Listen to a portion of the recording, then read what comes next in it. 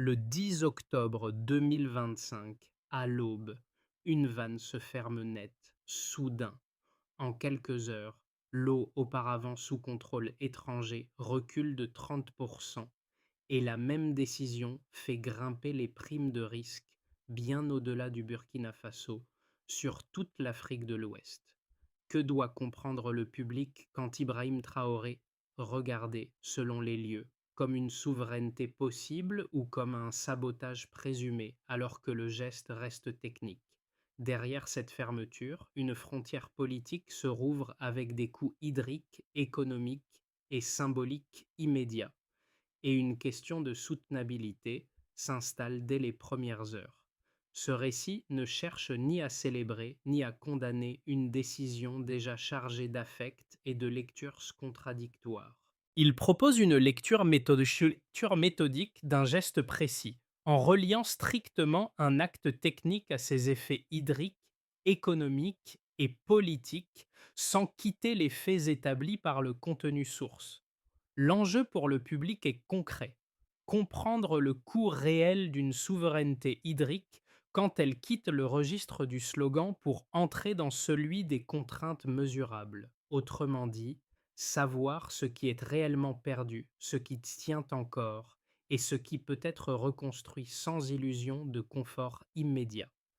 À travers une chronologie resserrée, des données vérifiables et des scènes à hauteur d'acteurs ordinaires, l'analyse montre comment une décision unique peut déplacer des équilibres nationaux et régionaux en quelques heures seulement. L'intérêt n'est pas de trancher trop vite, mais d'identifier des mécanismes, dépendance héritée pendant des ruptures opérationnelles, adaptation locale et pression extérieure.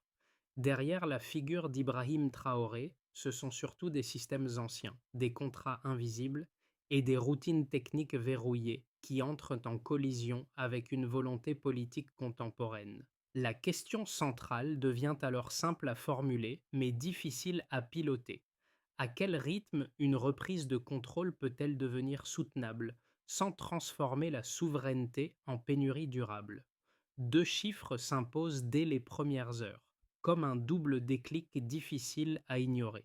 La fermeture entraîne une réduction immédiate de 30% de l'approvisionnement en eau, auparavant sous contrôle étranger, tandis que les projections évoquent une contraction de 25 à 40% des bénéfices des entreprises internationales actives autour de la rivière Sahel. Rapprochées, ces valeurs dessinent le premier miroir objectif du geste du 10 octobre 2025, un miroir qu'Ibrahim Traoré savait inévitablement exposer. Elles indiquent d'emblée que la décision n'est ni marginale ni symbolique, mais structurelle, car elle touche simultanément un flux vital et des modèles économiques installés.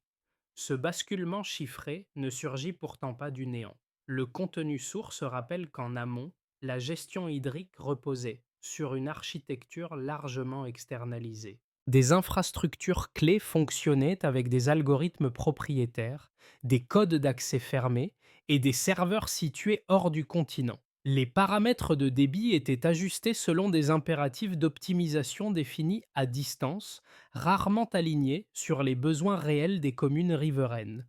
Même les données climatiques, indispensables pour anticiper sécheresse et pics de demande, transitaient par ces systèmes verrouillés. Dans ce cadre, la fermeture de la vanne apparaît moins comme une rupture improvisée que comme l'aboutissement d'un inventaire prolongé. Des enquêtes discrètes menées sur plusieurs années avaient déjà mis en évidence une dépendance devenue structurelle. Le geste du 10 octobre agit alors comme un révélateur brutal. Il coupe à la fois un flux physique et une chaîne informationnelle, interrompant la transmission de données autant que la circulation de l'eau. La chronologie resserrée accentue l'effet de choc. À l'aube, la vanne se ferme. À midi, les médias internationaux parlent de sabotage et les marchés ajustent leurs primes de risque. En fin d'après-midi, un prêt majeur est suspendu. Le soir, des rassemblements de soutien émergent à Ouagadougou.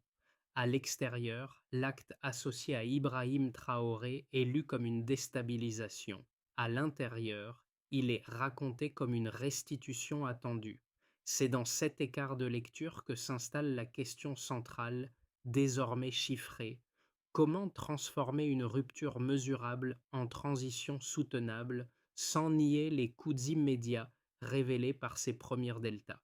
Pour rendre le basculement lisible, le contenu source s'appuie sur des scènes concrètes, là où la décision nationale devient une contrainte quotidienne. La première se déroule à Ouagadougou, dans une station hydraulique longtemps administrée à distance.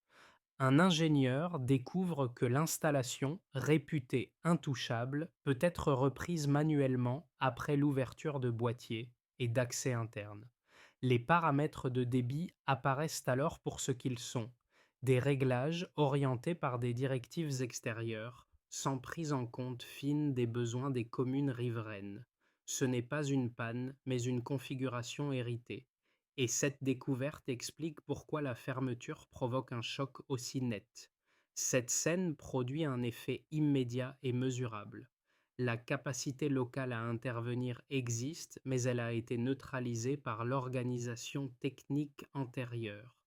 L'autonomie n'est donc pas créée ex nihilo, elle est réactivée sous contrainte. Dans les jours suivants, l'équipe engage un apprentissage accéléré tout en subissant une pression constante, car chaque ajustement doit désormais compenser l'absence d'automatisation externe. La seconde scène se situe à Kaya, dans une exploitation agricole dépendante d'une irrigation semi-automatisée fournie par une entreprise européenne. Après la coupure, le système s'arrête brutalement. L'agriculteur n'a pas d'alternative prête à l'emploi. Il mobilise alors des voisins, organise des rotations nocturnes et rétablit un arrosage manuel. Le résultat reste fragile, mais plus de la moitié des plantations est préservée, évitant un effondrement immédiat. Ces trajectoires parallèles éclairent l'impact précoce de la décision associée à Ibrahim Traoré. Le coût est réel, l'apprentissage aussi. Ici, la souveraineté apparaît moins comme un État que comme une compétence à reconstruire, dans l'urgence et sans confort. Avant l'aube du 10 octobre 2025, la rivière Sahel coule encore sous des automatismes hérités, intégrés aux routines techniques et financières de la région. Les débits sont ajustés à distance, les capteurs transmettent vers des serveurs extérieurs et les opérateurs locaux exécutent des procédures stabilisées depuis des années. Le système fonctionne sans heurts apparents, précisément parce que ces dépendances restent invisibles dans le quotidien.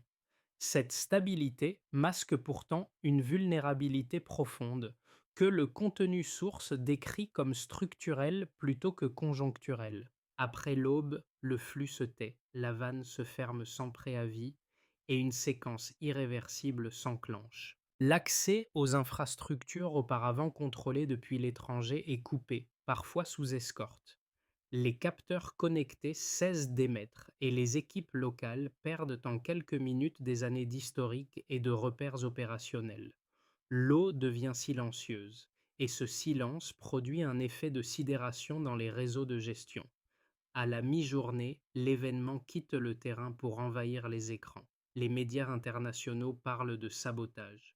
Les agences financières publient des alertes successives et les contrats d'assurance politique sont réévalués. Les primes de risque montent non pas seulement pour le Burkina Faso, mais pour l'ensemble de l'Afrique de l'Ouest. L'acte associé à Ibrahim Traoré cesse alors d'être lu comme technique. Il devient politique, donc instable par définition aux yeux des marchés. En fin d'après-midi, les effets atteignent les circuits financiers. Un prêt majeur est suspendu et plusieurs partenaires extérieurs durcissent leur discours. Les mots se transforment en instruments et les instruments en contraintes budgétaires. L'incertitude se monnaie et le coût du capital augmente, amplifiant l'effet initial de la fermeture. 48 heures plus tard, l'onde de choc touche l'économie réelle. Les installations industrielles dépendantes de flux automatisés réduisent leur activité. Les chaînes logistiques perdent en fluidité et certaines exportations ralentissent. Le choc n'est plus abstrait. il devient mesurable dans la production et l'emploi. À Ouagadougou, pourtant, la dynamique intérieure surprend. Des habitants se rassemblent dans les rues, non pour protester, mais pour soutenir. Des radios locales ouvrent leurs micros et un récit collectif se consolide, celui d'une restitution attendue. À l'extérieur, la fermeture est racontée comme une déstabilisation. À l'intérieur, elle est vécue comme une reprise de décision. Cette succession rapide, presque clinique, transforme un geste bref en affrontement de lecture. Chaque étape renforce la polarisation entre rupture et réappropriation. C'est dans cette accélération, maîtrisée dans son calendrier, mais non dans ses effets, que la décision portée par Ibrahim Traoré change définitivement de nature, d'un acte technique isolé à un événement politique total. Avant la fermeture du 10 octobre 2025, près d'un tiers de l'eau destinée aux zones urbaines transitait par des infrastructures gérées par des entreprises internationales. Après l'intervention, cette fraction chute immédiatement de 30%. Ce premier delta agit comme un révélateur structurel. Il montre que le contrôle externe n'était pas périphérique, mais intégré aux routines quotidiennes de distribution, des capteurs jusqu'aux décisions de répartition. La baisse ne signale donc pas seulement une pénurie ponctuelle, elle expose une dépendance critique longtemps masquée par la stabilité apparente du système. Pour Ibrahim Traoré, ce chiffre n'est pas un slogan, mais un point de départ mesurable qui fixe l'ampleur du chantier à reprendre. Ce premier indicateur appelle une lecture technique précise. Le contenu source insiste sur un point souvent négligé. La fermeture n'interrompt pas uniquement un flux d'eau, Netao. Elle coupe aussi une chaîne informationnelle. Les systèmes automatisés reposaient sur des données transmises vers des serveurs situés hors du continent. Lorsque ces transmissions cessent, les ingénieurs locaux perdent à la fois le pilotage en temps réel et les historiques nécessaires à l'anticipation. Autrement dit, la rareté immédiate résulte autant de l'arrêt des données que de celui du débit, ce qui explique la brutalité du choc observé dans les premières heures. Un second repère chiffré apparaît presque simultanément. Les projections évoquent une contraction de 25 à 40% des bénéfices des entreprises étrangères actives autour de la rivière Sahel. Cette fourchette large n'est pas un détail statistique. Elle reflète des vulnérabilités différenciées selon les secteurs concernés. L'agro-industrie figure parmi les plus exposées, suivie par la logistique hydraulique et certaines unités industrielles dépendantes de systèmes de refroidissement automatisés. Ce delta transforme une décision nationale en problème transnational, car les pertes dépassent le cadre local et activent des leviers diplomatiques et financiers. La lecture combinée de ces deux chiffres éclaire un mécanisme central. Si les pertes avaient été strictement internes, elles auraient été absorbées comme une crise domestique. Leur ampleur externe les convertit en pression coordonnée, traduite par des suspensions de financement, des discours de sanctions et une hausse généralisée du risque perçu dans la région. Le contenu source relie explicitement cette contraction des bénéfices à la suspension d'un prêt majeur et à l'élévation des primes de risque en Afrique de l'Ouest, montrant comment un delta économique devient un outil politique. Un troisième indicateur, plus discret mais tout aussi structurant, complète le tableau. Malgré les interruptions d'irrigation et l'arrêt de systèmes semi-automatisés, les zones rurales parviennent à stabiliser environ 70% de la production agricole. Ce maintien relatif ne provient pas d'une technologie de substitution équivalente, mais d'ajustements communautaires rapides. Tours d'eau, rotation nocturne, réparation artisanale et solutions solaires locales. Le contenu source souligne que cette résilience n'était pas intégrée dans les modèles d'anticipation externe, ce qui explique l'écart entre certaines prévisions d'effondrement et la réalité observée sur le terrain. Pris ensemble, ces trois deltas dessinent une transition en équilibre instable. La perte est immédiate et mesurable, la pression extérieure est réelle, mais une capacité d'adaptation existe.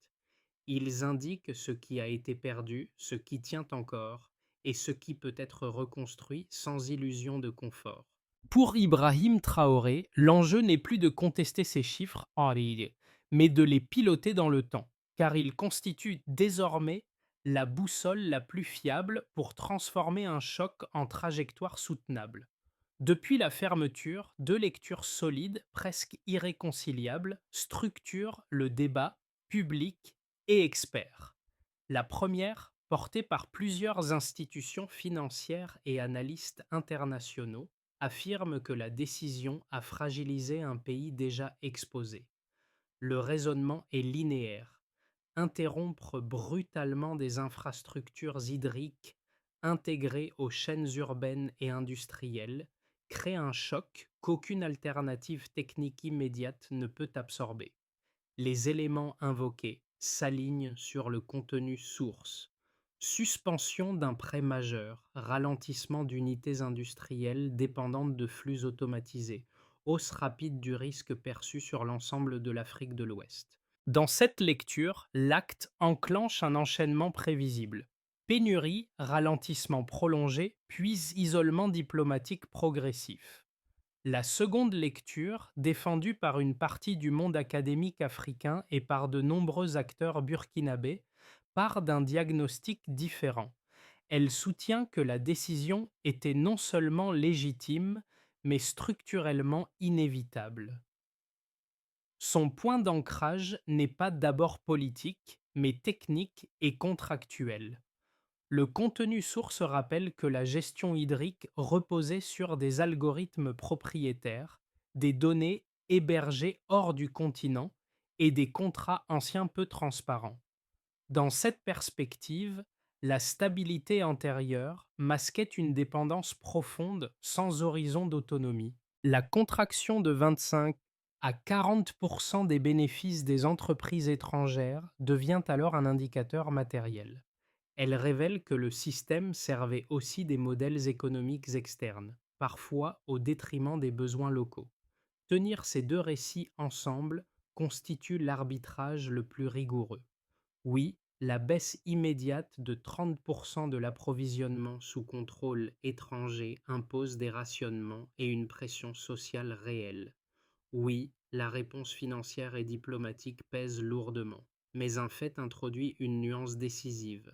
La stabilisation d'environ 70% de la production agricole grâce à des ajustements communautaires rapides. Ce point ne nie pas le risque. Il démontre une capacité d'absorption partielle, ignorée par certaines projections.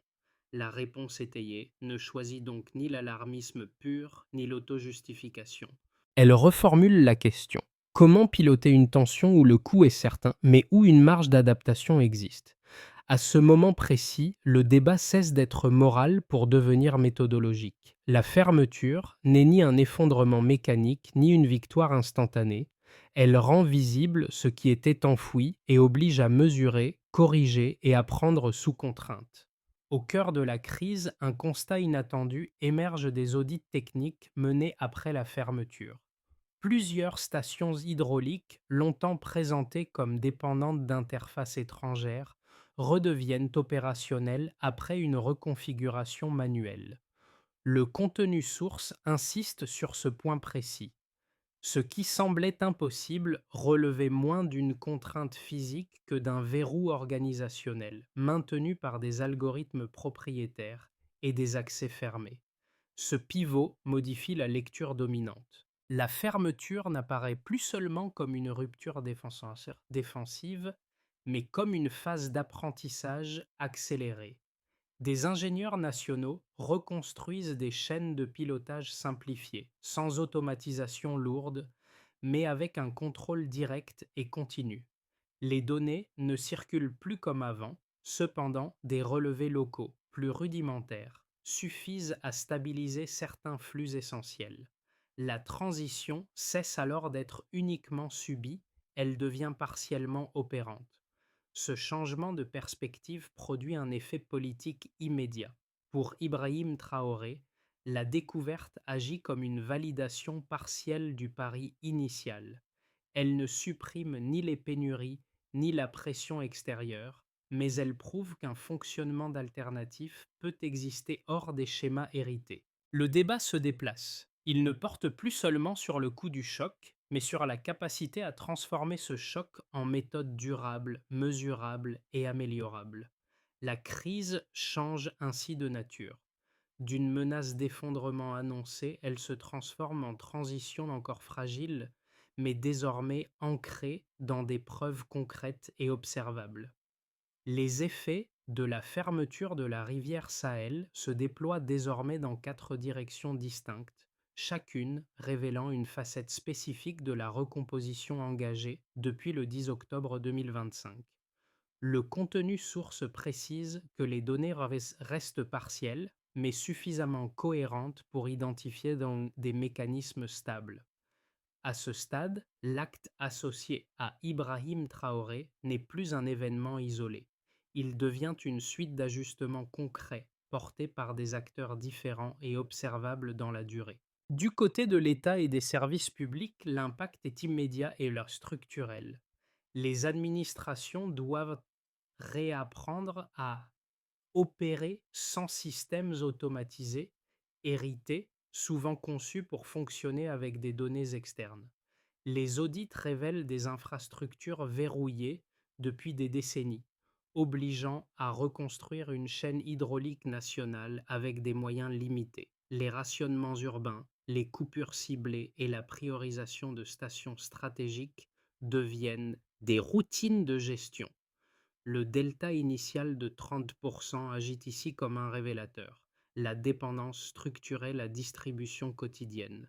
En parallèle, la remise en fonctionnement manuel de certaines installations entraîne une montée en compétences accélérée, mais sur une ligne de crête institutionnelle fragile. Pour les entreprises et l'activité économique, le choc est plus brutal et plus visible. Les secteurs industriels dépendant de flux hydriques automatisés réduisent leur activité d'environ 40%.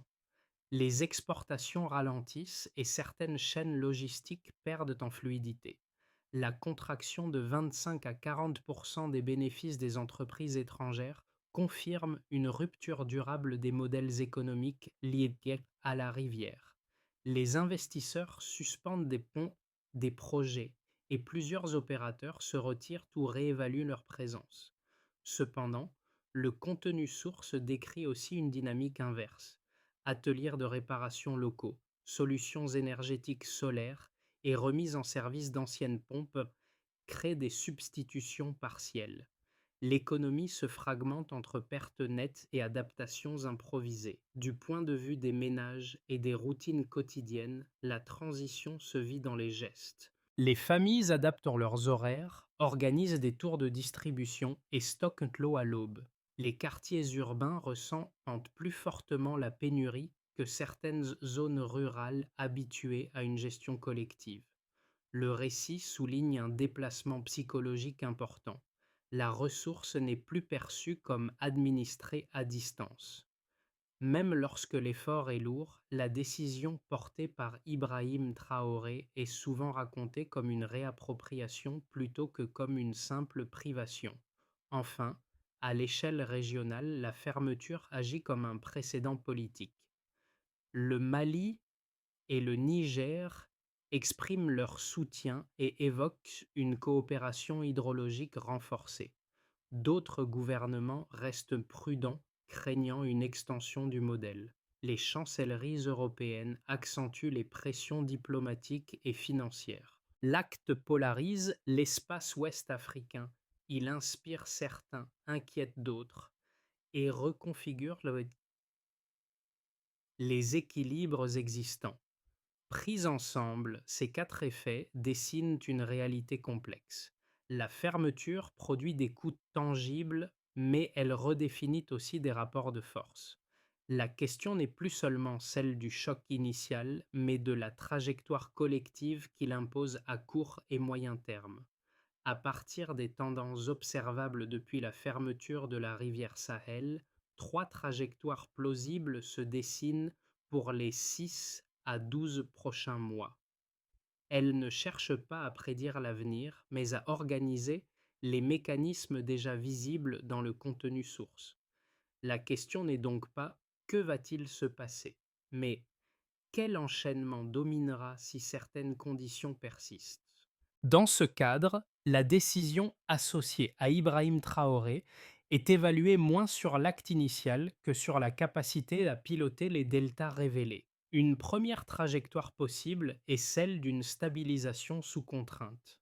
Le pays progresse sur une ligne de crête. Si les audits techniques se poursuivent et que les reconfigurations manuelles se multiplient, alors un fonctionnement minimal peut être consolidé sans retour immédiat à l'automatisation externe. Les rationnements restent d'intermittents, surtout en zone urbaine, car la perte initiale de 30% a mis à nu une dépendance structurelle difficile à résorber rapidement. À l'extérieur, si la pression financière ne s'aggrave pas, elle demeure néanmoins suffisante pour limiter les marges budgétaires et freiner l'investissement.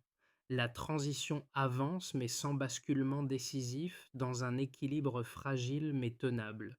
Une deuxième trajectoire, plus dynamique, pourrait émerger. La crise agit comme catalyseur régional. Si les appuis exprimés par le Mali et le Niger se traduisent en coopération technique formalisée, alors l'apprentissage s'accélère. L'échange de compétences, la formation d'ingénieurs et la mutualisation de solutions simples renforcent l'autonomie opérationnelle. Les stations, autrefois verrouillées, continuent d'être rendues fonctionnelles sans interface étrangère. Dans cette trajectoire, la souveraineté hydrique cesse d'être principalement symbolique et devient un cadre de travail concret. Les tensions diplomatiques persistent, mais la capacité d'adaptation réduit progressivement l'impact économique négatif. Une troisième trajectoire plus sombre reste aussi plausible. La fatigue sociale et institutionnelle s'installe. Si les rationnements se prolongent et que les pressions externes s'additionnent aux fragilités internes, alors les amortisseurs communautaires s'épuisent. Les pannes se multiplient sur des infrastructures encore instables, tandis que la hausse durable des coûts énergétiques pèse sur les ménages. L'isolement devient un risque concret, surtout si les partenaires régionaux prennent leur distance pour limiter les contre-pressions. Une règle de lecture traverse ces 3 trajectoires. Ne pas confondre vitesse et direction. Dans une transition, ce sont l'ajustement continu, la correction et l'apprentissage qui font trajectoire. Pour Ibrahim Traoré, l'enjeu central devient la capacité à transformer un choc initial en processus pilotable, sans accélérer au point de rompre des équilibres sociaux déjà fragiles. Au-delà des chiffres et des scénarios, la fermeture de la rivière Sahel se transforme en expérience vécue pour des groupes sociaux distincts, chacun traduisant la transition en gestes ordinaires. Le contenu source insiste sur cette dimension discrète mais structurante. Une décision d'État n'existe réellement que lorsqu'elle modifie des routines quotidiennes, parfois jusqu'à l'épuisement. Pour les familles urbaines, l'impact se mesure d'abord en temps et en vigilance. Se lever plus tôt pour constituer des réserves, organiser des tours de distribution entre voisins, surveiller chaque usage. Ces ajustements créent une tension continue, mais aussi des formes nouvelles de coordination locale. L'eau cesse d'être un service abstrait. Elle devient une ressource pensée collectivement. Chez certains, la contrainte nourrit une fierté silencieuse. Chez d'autres, une inquiétude persistante face à la durée de l'effort. Dans les zones rurales, l'adaptation prend une forme plus active et plus visible. Agriculteurs, mécaniciens et techniciens improvisés transforment la contrainte en action. Des pompes abandonnées sont remises en service, des canaux sont recreusés à la main, des dispositifs solaires alimentent des puits communautaires. Ces initiatives ne compensent pas entièrement la perte des systèmes automatisés, mais elles redonnent une capacité d'agir immédiate. Le contenu source souligne que cette dynamique modifie le rapport au problème. On ne subit plus uniquement d'une pénurie, on participe à sa gestion. Un troisième registre apparaît dans l'espace symbolique. Enseignants, animateurs communautaires et artistes réinterprètent l'événement. La rivière devient un motif de réappropriation et la souveraineté quitte le vocabulaire institutionnel pour s'ancrer dans des récits partagés. La transition prend alors une épaisseur sociale faite d'attentes, de doutes et de projections collectives. Au croisement de ces trajectoires, une idée s'impose. Lorsque la gestion de l'eau change de main, la manière de se penser soi-même change aussi. La transition n'est pas seulement technique ou politique, elle est vécue jour après jour à hauteur d'efforts ordinaires. Pour que la fermeture de la rivière Sahel devienne autre chose qu'un choc prolongé, le contenu source esquisse une trajectoire opératoire, progressive et mesurable.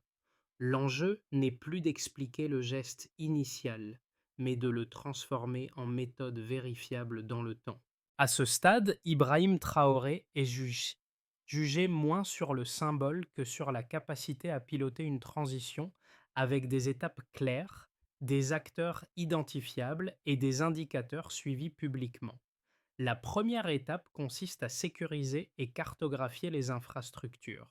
Des équipes d'ingénieurs nationaux, appuyées par des unités de protection, mènent des audits station par station. L'objectif est précis: identifier les dispositifs encore verrouillés par des accès étrangers et documenter ceux qui peuvent être reconfigurés localement. Le critère de suivi est simple et vérifiable: le nombre d'installations redevenues opérables sans interface externe dans les premiers mois. La deuxième étape porte sur la montée en compétences. Universités, centres techniques et opérateurs publics déploient des formations accélérées en hydrologie appliquée, automatisation simple et gestion locale des données. Le contenu source insiste sur ce point. Sans capital humain, aucune souveraineté technique ne tient. La progression se mesure par des cohortes formées, effectivement intégrées aux équipes, et non par des annonces institutionnelles. Une troisième étape vise la coordination régionale. Le Burkina Faso, le Mali et le Niger amorcent une structuration commune autour du partage d'expertise et de plans d'urgence hydrique. Si cette coopération se formalise, alors la transition gagne en résilience. Les indicateurs deviennent institutionnels: protocoles signés, exercices conjoints, mécanismes d'alerte partagés. Enfin, une étape transversale s'impose: la transparence. Publication régulière des volumes distribués, des décisions de gestion et des contrats hérités.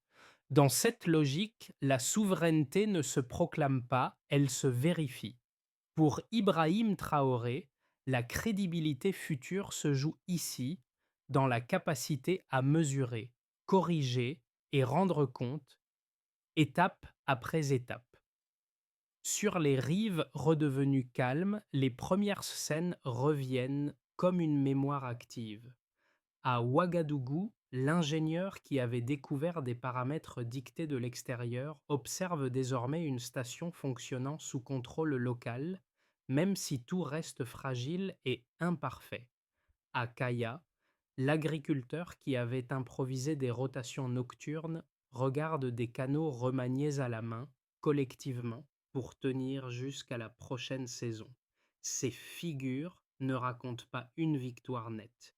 Elles racontent une transformation lente, exigeante, parfois épuisante. Le contenu source insiste sur cette bascule discrète. La crise n'est plus seulement un risque d'effondrement, elle devient un apprentissage continu. Les gestes techniques se doublent de gestes sociaux et les compétences se reconstruisent au même rythme que la confiance. Ce mouvement est inégal, souvent inconfortable, mais il est désormais visible et mesurable dans la durée.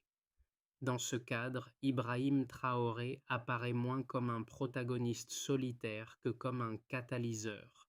Son geste initial ouvre un processus qui dépasse sa personne et engage une pluralité d'acteurs, du technicien au villageois.